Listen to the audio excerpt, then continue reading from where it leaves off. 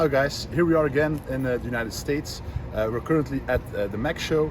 It is the third time already. It's been organized in New York, Pennsylvania. It's also the third time I'm visiting the show, and I must admit that I've already been inside, of course, that more and more dealers and collectors find their way here to York, Pennsylvania, and the show is getting bigger. All tables are full. I haven't seen any empty spaces, to be honest, and there's a lot of material to be found still today. I already got a lot of nice items that I will show later in this video.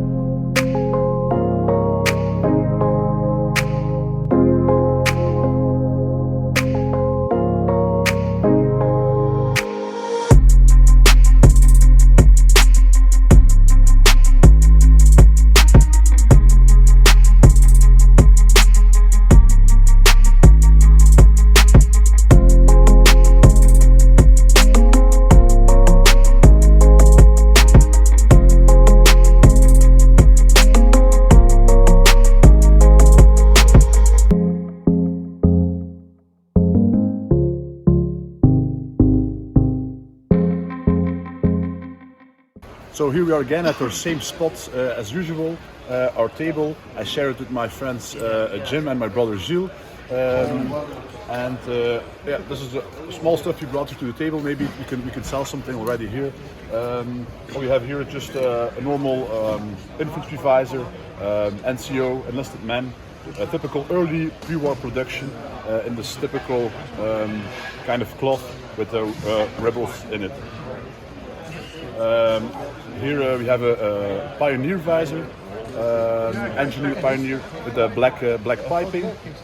Inside made by Pecuro. You can tell always Pecuro has this black velvet band in the visor. It's typical for this maker.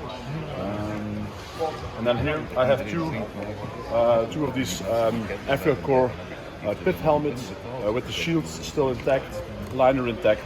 And you know, they're always marked on the other side of the sweatband. Of course, be careful that you don't rip the sweatband when unfolding it. And I can still see faint marking here, but it has been worn, so hard to see. But let's try the other one. Maybe we can see something in that one. The other one is in far better condition. Just the chin strap is a bit damaged, but actually it has not been worn in my opinion. It's made by JHS, one of the famous makers, and if you would turn the sweatband around here, I'm pretty sure, hopefully, there we go, the date will appear, 1942, and size, head size 55. So a bit further on my table, here is my good friend Philip, also selling his famous PRB Panzer book. So Philip, you're here to sell your books, of course. Yep. Was it a success so far? So far I'm very happy. It's the first time I'm at the Max. Already went with you guys two times to the SOS. Last time also with the books. They all sold out, and by the looks of it, today I have 4 examples left with 1 day to go. So with a little luck, I won't have to take them back to Belgium. Okay. You can leave them with the collectors here in the States. So I'm very happy. It was a very good show. Okay, that's good news. Yeah. So happy you had a good sale here, and I had a good buying. So the sales for me is not really important at this show. I'm of course here to buy more inventory for the website, and we'll have a look at some tables now to see what stuff we can find.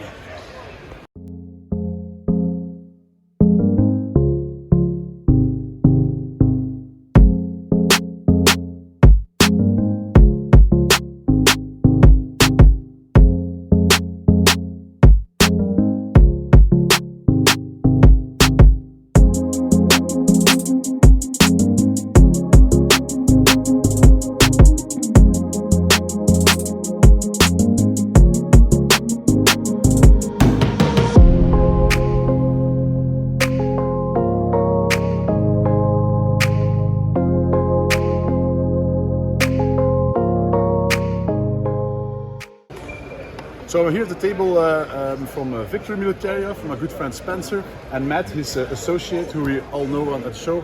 Matt, we know each other for, I don't know, a couple of years already, I think.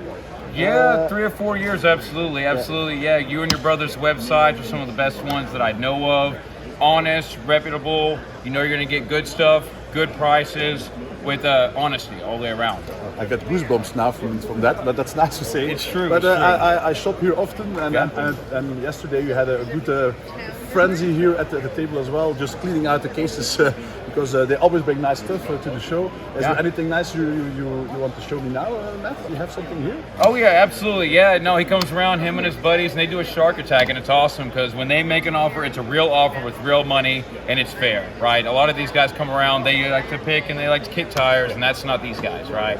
But yeah, so my favorite thing that we have right now that's still here is this nice Luftwaffe leather jacket right here. So the cool thing for me is, number one, it's used but not abused, but it's obviously original. If you see and you look at this threads, it is absolutely fantastic from the breast eagle, as it is settled in there very nicely, and as it's supposed to be, it is not through the liner. Now, we did add the boards back to give it that Hermann Göring look, but I did absolutely tell people whenever I do that. The cool part that I always do is you can actually see the remnants of the original threads here. So I put mine a different color, but you can see the original threads there. So we don't like to fake anything. That's not the way we do stuff. And then, of course, I love the award loops. Obviously been there forever. It's great, something you don't see every day. And what is the asking price? We have it at $2,800 right now. That's because of originality, of course, and it comes with the pants. We could work with you if you've got real money and a real offer like these guys always show up with. Okay, well, Matt, thanks for showing. Honestly, I didn't even see the jacket yet, so tempting. Nice, absolutely. But it's a very nice jacket, and even finding this with the zipper still intact is hard to find because they always break, of course. It looks nice, and even a pair of trousers is still there. So yeah, beautiful jacket. Thanks for showing, Matt. Thank you for the interview. And we'll talk later. Sounds good. Yeah.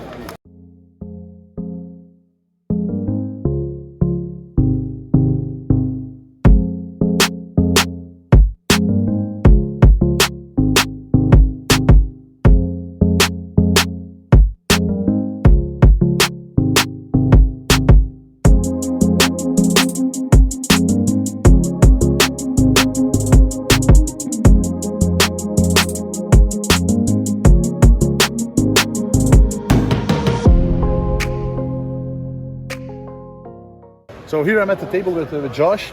Josh, I think we met about 4 years ago in the gym in a hotel somewhere. Wilmington, right? And you were running a lot faster than I was. Yeah. So Josh, you're very famous at the show because you're the guy who always brings the donuts to the show. That's right. You told me it brings business to your table. It's bait. It's bait. It's bait. I come from a fishing town. You gotta bring the right bait. And does it work? For the most part, whether they stay and buy is a whole other question, but you usually do, so that's good. So Josh, did you find anything special at the show? That's something neat. I picked up a grenade from my personal collection. It's a World War I French anti-tank.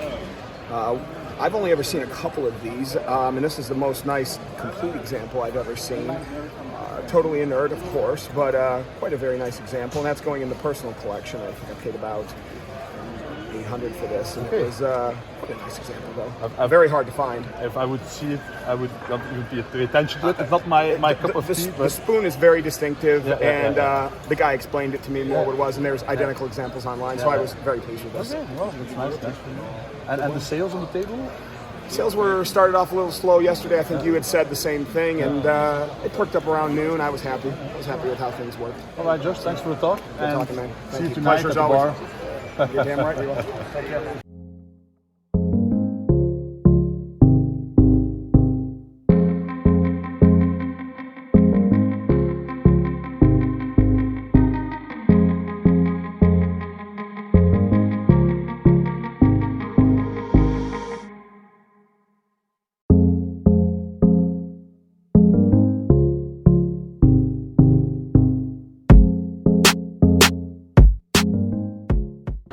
So I'm here with Jeff Sharder. Jeff, you're one of the organizers or co-organizers of the show.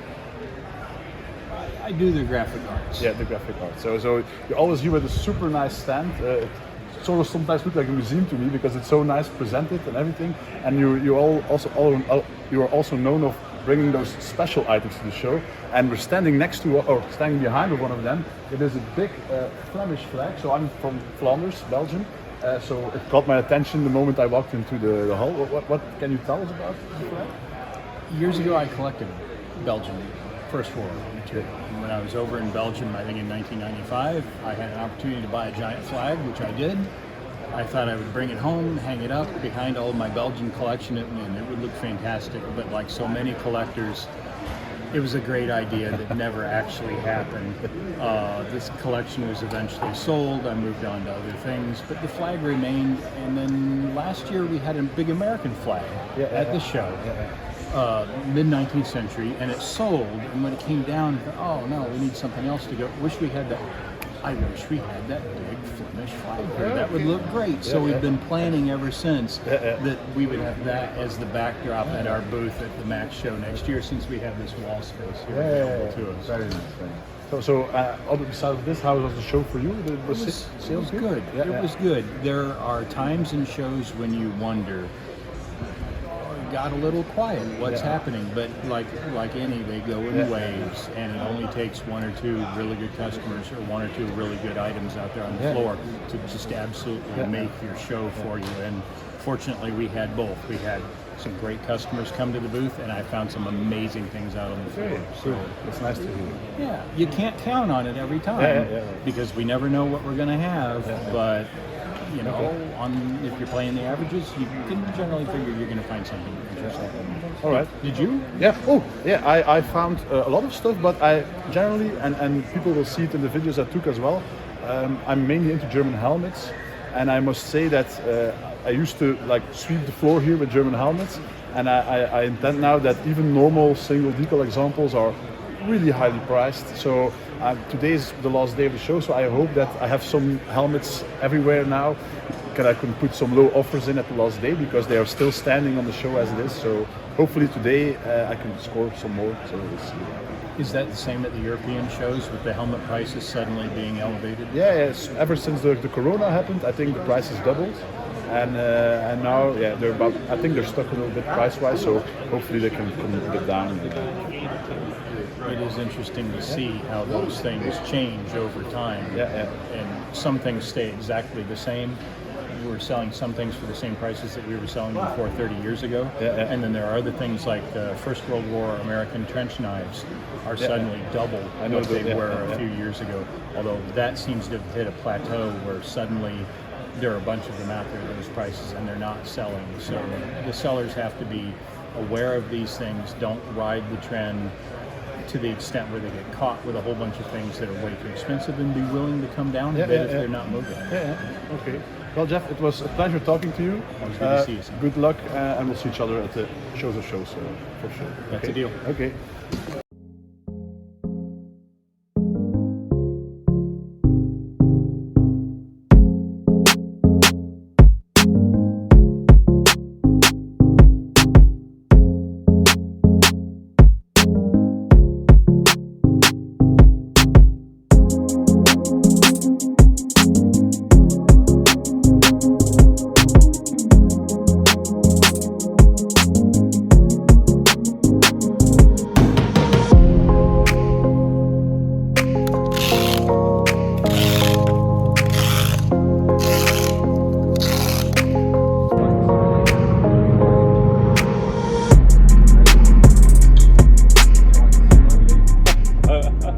So guys, here we are back again in Zulte, Belgium. We made it back safely from the Max show, and of course so did the items we bought. So I will show you a bit of the stuff I bought at the show. It's a lot of stuff that I will show you, but I will show some pointers here and there, so you can determine in the future when either an item is good or not good. And I will also tell some inside stories as well. So we'll start with the helmets. Of course, the helmets is my favorite part. This is one of my favorite buys of the show. It is a World War II M16 helmet, so the first steel helmet the Germans produced, and it's actually camouflaged in a typical German way of camouflaging helmets in the First World War, although it is a kind of a strange pattern that we don't often see, as well as being white painted instead of tan painted, and the spots are bigger as well than we normally see with these mimicry type of helmets. Now, what is special about this helmet? It is actually signed on the front, and it actually says here German helmet, Ypres 1918. So Ypres is of course the famous Belgian city where a lot of the fighting during World War I took place. It is only 30 minutes drive from where I live, so if you ever visit the battlefields there, you can also visit the shop here. Yeah, to me it's something typical. It's even painted upside down, so it's really a nice souvenir. The helmet is complete with the liner inside, and the chin strap is also still present, which is also something rare to see with these World War I helmets, as the chin straps intend to break or are often missing. The shell is marked as well, but the shell markings are quite hard to read with these early helmets. So one of my favorite buys, a typical vet pickup from the First World War in 1918. So I decided to stay with camouflage. So what we have here is a typical Normandy camouflage helmet. So why Normandy? Because of the colors they have. So they have red, tan and green colors mixed. This one is a spray painted helmet. It's hard to determine if there's a decal under the paint because the paint is quite thick, but it looks to me that this is a very late war produced helmet by EF, so there's a good possibility that this helmet actually never had decals, so it was just painted. Just like this helmet here, this was also a vet souvenir, an American veteran who took it back, and they painted the swastika on top of the helmet. I'm happy it's on top of the helmet, because even if you put this helmet on a mannequin or so, it's not visible, and still it's a nice original souvenir.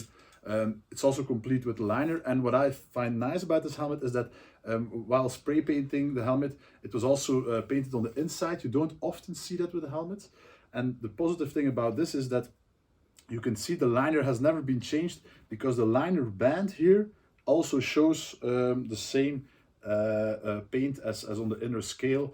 So like that you can tell that the liner has never been taken out, and it's the original liner that is part of this helmet. It's also named here. So for me, a very honest Normandy camouflage helmet. It's an M42 with the rim unfolded like this. So I told you we're going to stay with camouflage. So here is a beautiful two-tone camouflage. It looks a bit like the Fallschirmjäger helmets. It's the same type of camouflage. So green with tan colors. This is actually a Luftwaffe example. If you look really closely, you can see here the Luftwaffe eagle is still visible ghosting under the paint. You can see a few spots here and there where the Luftwaffe eagle is still peeking through. While on the other side, it's an M35 helmet, so the tricolor shield is also a little bit visible, but possibly it was also already removed prior to applying the camouflage paint. The helmet's also complete with its original liner, and on top of that, the chin strap is still marked here LBA, which means Luftwaffe Bekleidungsamt. It's an original Luftwaffe chin strap. Sadly, it has been repaired at some point, but it is the original strap, comes with the original Luftwaffe helmet. So a very nice, also Normandy style, although it's not three-color painted, but two-color painted camouflage helmet. The nice thing about this paint, it's also like sand mixed paint, so it has a rough structure compared to this. This one is very smooth. This one feels very rough as well. It's the kind of camouflage that, of course, everybody likes to see. Continuing with the camouflage, this was one of my best finds at the show, I must personally say. It's a gas mask canister, again in these Normandy colors, so red, brown red and tan color. It's hand applied with a thick brush, The number of the soldiers is still written on the reverse. It's complete with the original straps, but just finding a canister nicely camouflaged like this is beautiful to see. It's the first one I have of this kind. It's one of the best, I think, camouflage gas masks there is known today. And if we open it, that's of course less important, but the gas mask is still inside, and the spring is there as well. So spare glasses are still here, and it's dated 1944. You can see it here on the maker mark. So a beautiful camouflage gas mask, super hard to find, especially in these colors and with a lot of paint still intact. Moving on with helmets. So this is a nice small box I acquired containing unapplied helmet decals. So these you find often. These unapplied decals you will see a lot on shows and in the States, and you will also find these a lot on helmets that should not have decals. So these were applied also by people and collectors post-war. It is a decal of Het Strache. So this was a typical reissued decal that would have been applied on helmets that were reissued. You will see that the back of the decal has a silver layer, and it's actually nice to see, because when these decals were worn, that silver layer became visible again. So I have here in my stock an M16 helmet, but the same that I showed here, but a reissued one from the Second World War. And you will see as well in this decal, because of the wear of it, you can see the silver backing coming through the decal because of the wear. So this is the same type of decal used on this helmet. Of course, this one is original applied during the Second World War. But more scarcer or rarer than these Het Strache decals are the other ones here. So the other ones are actually, and it is the first time I've ever seen this in my life, are unapplied. I will turn it around. Unapplied ET pattern decals. So as you can see, they're not in the best shape anymore because they were all like stuck together when they were found. I might have to find a way to separate these two layers from each other without doing too much damage. But this strip of 4 is quite nicely preserved. And so these ET decals, it's actually the first time I've encountered these unapplied. So quite nice to have these in your collection when not on a helmet, of course.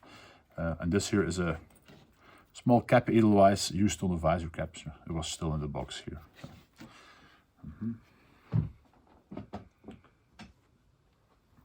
So moving on with something totally different. So this is the book Adolf Hitler wrote, Mein Kampf, My Battle, My Struggle, but a special edition. Actually, the English version, it's also signed and copied, and it was found in the States, so I assume it was already in the States. You can see it is published in New York, London and Melbourne. I would assume this one was published in New York because I found it there in the region, and it was printed in 1942. So even when the war started to turn already, there was still printing these propaganda books for foreign countries and during the war in 1942. So what we have here, a beautiful K98 bayonet, but it's that has been never issued. You can see the grips are in excellent condition, and if we open it, the blade still full color, black blue color. It has the matching numbers, and it is marked here 44AGV. I will have to look up what this maker is because I don't know it by head. But it's, of course, the 44 stands for the date. It's 1944, and it has the matching numbers on the scabbard. So a beautiful late war bayonet. In my opinion, unissued, maybe a little bit issued, but not very much. You can't see any traces of actual combat wear. It comes with an original frog. I don't think the frog is actually a good match, so we might separate these and sell them into. So that was my first box. Let's move on to the second box. So what we do find a lot in the States are actually insignias. So insignias were #1 souvenir, or not #1. No, German helmet was #1 souvenir, but was a #2 souvenir for American soldiers. They would go into Germany, see these big factories where all the equipment and clothing and insignias are made. And if they came to insignia factories, it was a kind of a habit to take as many different ones home as you can see. So finding insignias in the States is always nice, and you will have a big variety of finding them there. So here are a few of the rarer ones. So here we have a flat wire cap eagle for a general or coastal artillery cap. One of the more difficult eagles to find. It's a gold woven eagle, Bevo eagle, so flat woven or flat wire. And then here we have the T eagles. So this is the what I would call an M41, M42 type T-shaped eagle. These were worn on the M42 caps and the mountain caps. And also later on, they were even used for the M43 caps, and they were just they were sewn as a trapezoid insignia like this on the M43 caps. Now earlier they made this in a different color. So this was actually worn on the mountain caps. You can see the eagle is already grayish, while the coquard has still white color. So the gray subbed eagle, this would be like, in my opinion, a 1939 1940 made piece. And then an earlier piece here is the same color of backing, but the eagle is also white. So this would be, in my opinion, 1937 1938 issued example. And then the very earliest one, super rare, only the second time I have one for sale actually, is the what I would call it the M33, or possibly issued around 1935, is the gray eagle, the gray T-shaped eagle. So this would be issued on the first mountain caps of the mountain troopers. So here you have the whole series. So the earliest one, gray, then they started to do it in dark green white eagle, afterwards dark green eagle and the subbed gray eagle, and afterwards they moved into field green. So here you have the whole charade of eagles. Also something you find a lot, of course, in the States are cufftitles. So we know how expensive these are today, and I've managed to find a couple of them. I'll start with the simplest one. This is the Afrika Korps cufftitle. You do often find this today, but please notice that these are faked heavily. This is an original example, and an easy way to tell if it's an original example is by the shape of the A. So the inner triangle should be really a triangle. If there's a little flaw on one of the edges, it's a big possibility that the cufftitle is a fake. So this is an original one. You can also throw it under the black light to be sure. Then, of course, some SS cufftitles. We have here SS Vlaanderen, which of course is, Vlaanderen is the province I live here in Belgium. So for me it's a nice item, and this will of course turn up in my own collection. It still has the RZM tag on the inside, was never issued. And it's quite a rare cufftitle to find nowadays. Here we have Adolf Hitler Leibstandarte cufftitle for officers with bullion embroidered handwriting, and it also still has the RZM tag intact on the side. The cufftitle was also never issued. The next two were also never issued, and these are actually these two are RZM type cufftitles. The next two are Bevo cufftitles, just like our company name. So this is also an Adolf Hitler cufftitle for the Leibstandarte Adolf Hitler. And the maker mark of Bevo is always on the edge. You can see it here, but it's very hard to read probably on camera. It says Bevo-Wuppertal, so which is the company, of course, who made these cuffitles.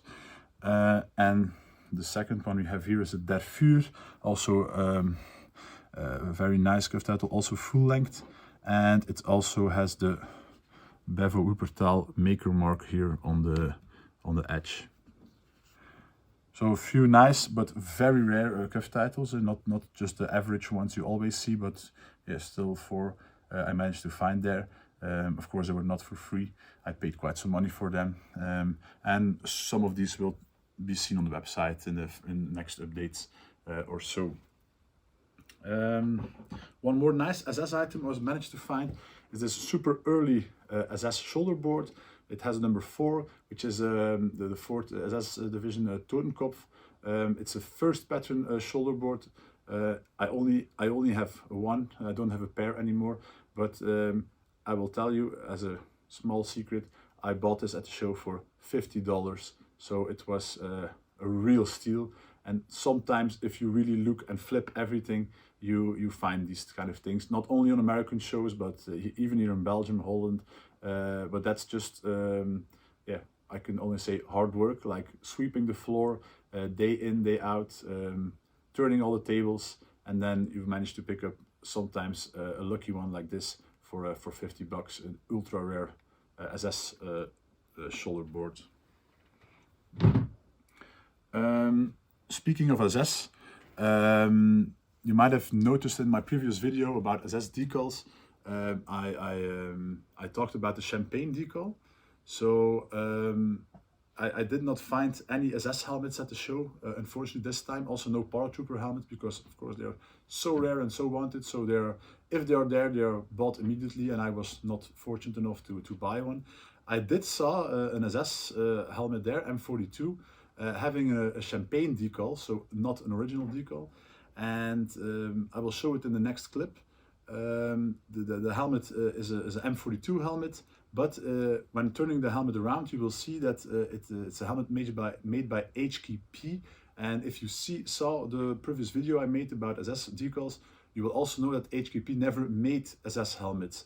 So by already determining that, and then looking closely at the ET pattern decal, it is actually the sprayed painted so-called champagne decal, a fake helmet, and it was for sale at the show at $4,000. So also, even in the shows in America, you can't take for granted that all the stuff is original. I was too scared to of course describe this video at the stand of the seller, but you will see it now in the next clip.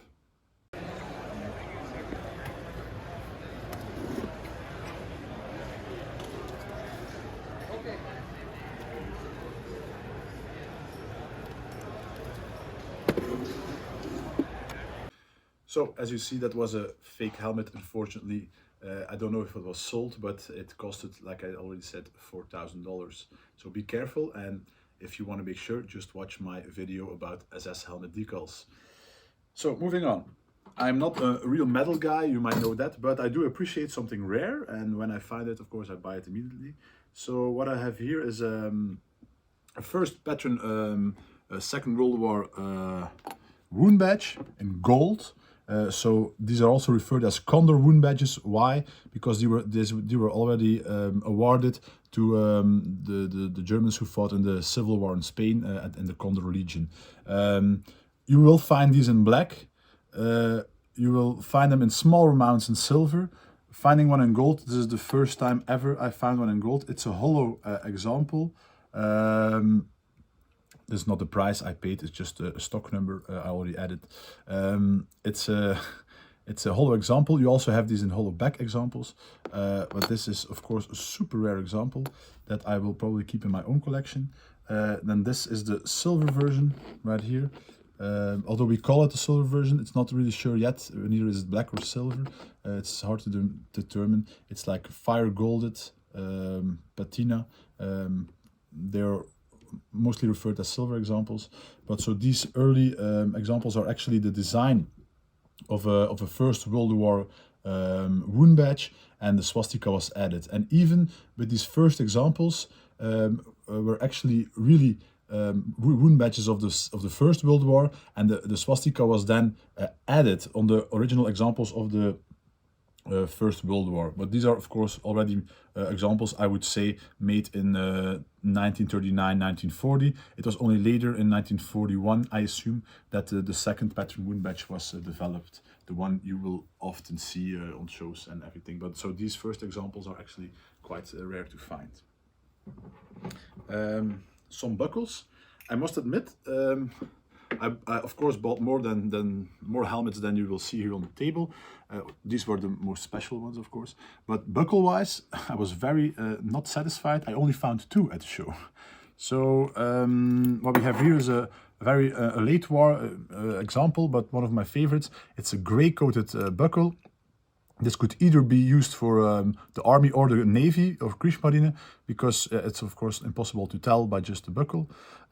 It's a JFS made example. The maker is here under the catch, JFS. Typical for this manufacturer is it has the brown colored clasp. The buckle is in mint condition, never issued. Just a nice late war example, possibly made in 1943 or 1944. The other buckle I bought here is a nice army buckle. It's a rarer variant because it has a black leather tab. Normally they have a brown leather tab. Finding them in black leather is a little bit more scarce and also much more desirable for the buckle collector. The maker mark is on the back. It's made by Hermann Aurich in 1942, and these buckles are also maker marked in the buckle itself, but will be hard to see. You will see the maker mark of Hermann Aurich just above my nail, and next to the swastika is the date, also 1942. So a very nice buckle by Hermann Aurich with black leather tab. Moving on. We have here a super nice gold piped. So gold piping is actually cavalry, and later on cavalry became reconnaissance, so armored reconnaissance, driving small tanks, etc.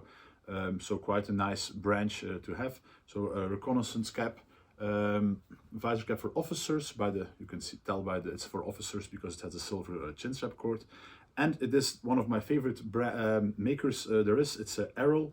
It's an Arrow Extra, so it's marked here Arrow in the inside. And of course on the sweatband it's Arrow as well. You can tell it's nicely worn. You can see the thumbprint damage right over here. And what is typical for these Arrow visors, the cockard is vented. So you see the cockard here. It's an air vented cockard to have a fresh head.